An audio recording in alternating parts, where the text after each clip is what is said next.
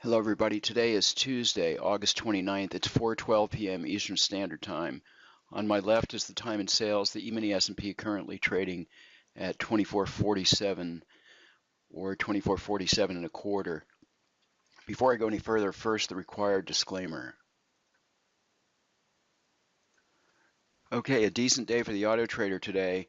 First up is the DAX on the Superenco 14 tick, and this extends its winning streak.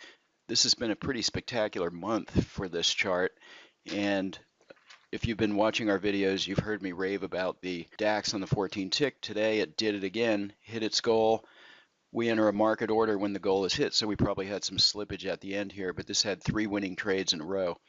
Also want to point out that sometimes I don't get to turn on my computer at the beginning of the London session, which is 9 p.m. my local time here in Hawaii.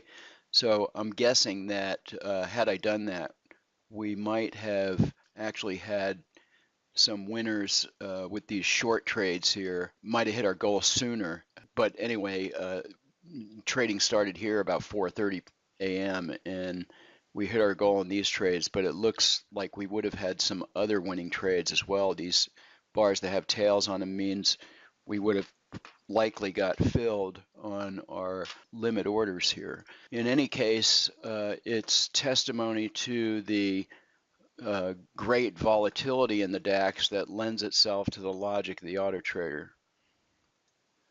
Okay, next up is the E-mini S&P on a Superenco 2 tick, and this uses a higher time frame filter.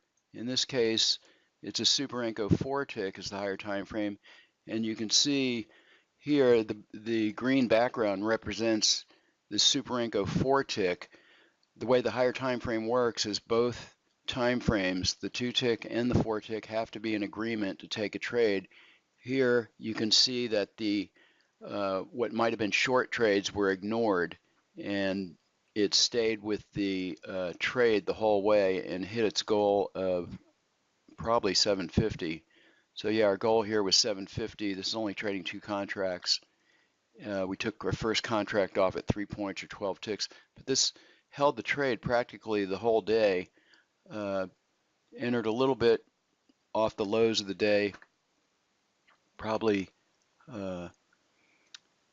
missed a lot of this noise here, and then this was a pretty spectacular single long trade resulting in hitting its goal. So that's our entry here was looks like 26.35, and our exit was 24.48. So that's 12 points in the E-mini S&P.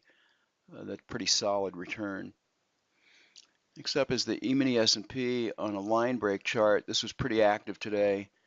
Kind of ran up about $300 or so and then drew down to less than 150 and then recovered to end up at 400, which is still pretty good for the day. Okay, next up is the E-mini S&P on a Superenco 6 tick chart. This starts trading at 12:30 noon.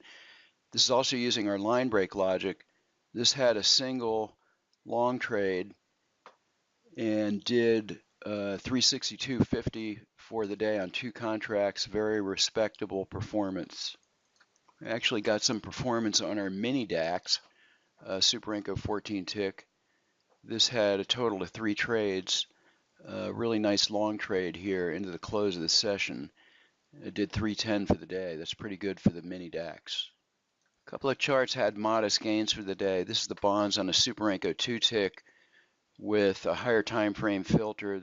This netted 5 or 6 ticks, did 156.25 for the day. It drew down about 400, but ended up on the plus side of the ledger with this short trade here.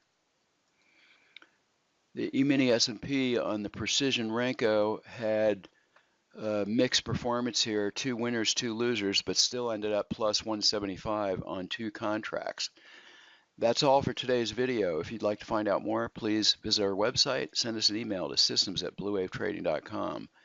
Thank you for watching today.